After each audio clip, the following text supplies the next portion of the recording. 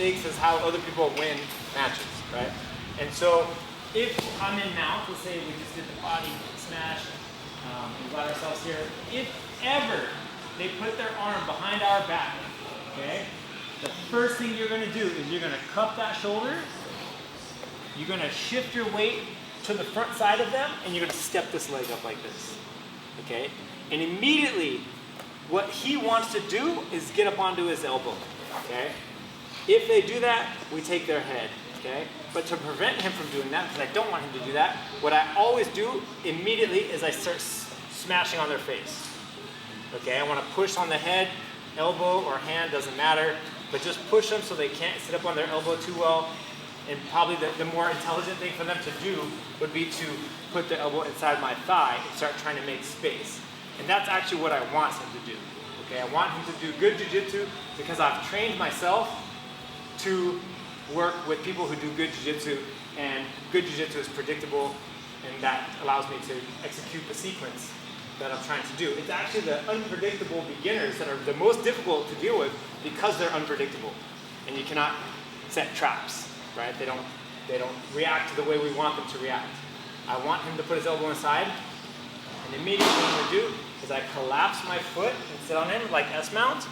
I lobster claw, that's my lobster claw, his hand, and I slide my leg up and right under his cheekbone. And I want his hand to be right on his chest. If he decides to pull the hand all the way through like this, that's fine, I don't care. That's his choice, he can do that if he wishes. It doesn't affect me in any way, shape, or form. What I don't want is him to frame. Right? You see what happens when he frames on my thigh? He makes the space, he brings the knee up the middle, and then I have a big problem. Okay?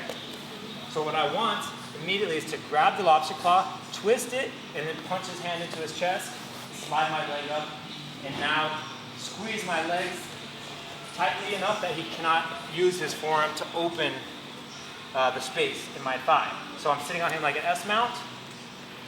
If you guys remember from earlier in the week, we did a sweep that put us right into this exact position also with the super grip, okay? So what I want to do now is I want to cover his shoulder. So let's rotate. Okay, grip. Let's see, good. Okay. I want to cup the tricep armpit with my cross grip. Okay, the hand that's over his head, cross grip. This hand is going to go on the mat. Hand, elbow, knee, hips. Nice and slow, nice and controlled, okay? And then we bring our leg just over the top of the shoulder and chop it into his neck, and the bottom leg locks it in, okay? Very important we cross the legs like this. We don't cross the wrong way because then he bridges up and over. I see that you've done this lesson with Ian, maybe? Okay?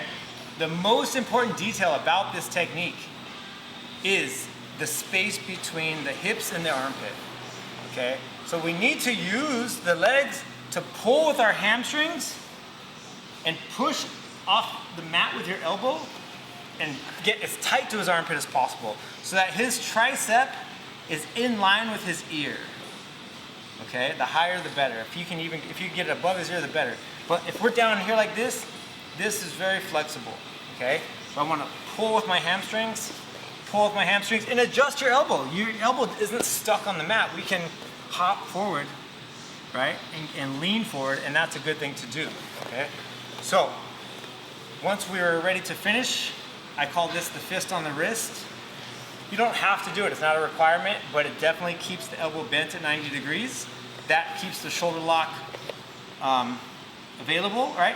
If he stretches out his arm, we don't have a shoulder lock. We then have to switch to a straight arm lock.